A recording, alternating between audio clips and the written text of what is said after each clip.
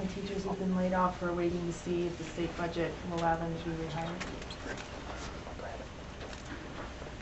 Which people would you be talking about there? The teachers who are waiting to find out if they can have access to the capital projects fund. Boy, I'm not going to weigh in on that. I think that school superintendents and legislators are much better to speak to that than anybody from the city. Anything else we can help you with? I have one more thing. Does the city employ anyone that's just on staff to perform lobbying services on the city's behalf at this point, apart from the outside firms? I think a lot of people speak for the city and speak to legislators fairly frequently. I do. I know Mayor Henry does. Ozzie Mitson does. The city controller does. And in fact, we have legislators call us and ask us questions in terms of what's been going on or information that they may need. So there's pretty constant dialogue between legislators and a lot of people at the city of Fort Wayne. But we aren't down there on a day-to-day basis. I think that's why you have legislative advisors to be down there, to be following things, and really have the inside information. We're busy running a city government here, which has got a lot of things going on, and we can't be focused on what's happening at the legislature, which is really why you hire legislative advisors. What would the title legislative liaison, how much time would that person be spending at the State House keeping an eye on things? I'm sorry, would you restate that? If someone's title was legislative liaison, how much of their time should be spent at the State House if they're here to the floor there? Okay, I think you're asking a question about Mr. Mitson in particular, and his title is Business and Legislative Liaison, and that encompasses a wide variety of things. Okay. Dealing with business activities here, Legislative Liaison is also dealing with City Council.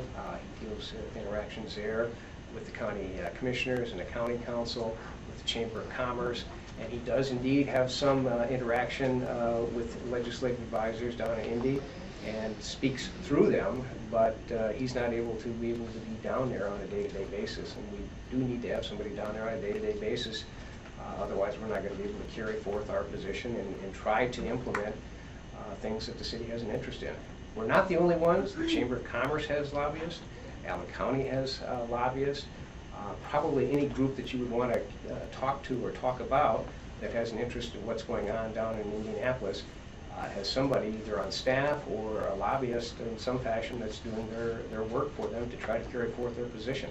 I think that's only smart, and people I know are critical of that, but that's the way the legislative process works, and we have to really engage in that to be able to get our points across down in Indianapolis. That position is new to this administration now, correct? That position is new to this administration. I think the city has always had in one way, shape, or form somebody who's performing that function, whether that was the specific title. We retitled it late last year and identified the position as focusing on business and legislative liaison activities. What was the title before? Boy, I'm not sure that I'm going to be able to remember that. I wasn't just here at wondering the if it was an time. I addition, started or was working it... for the city in September, so I'm not going to be able to have that level of detail going backwards. I'd have to go look. I'm just or ask wondering if somebody it's an else. addition of a actual personnel member or if it was a change of a title.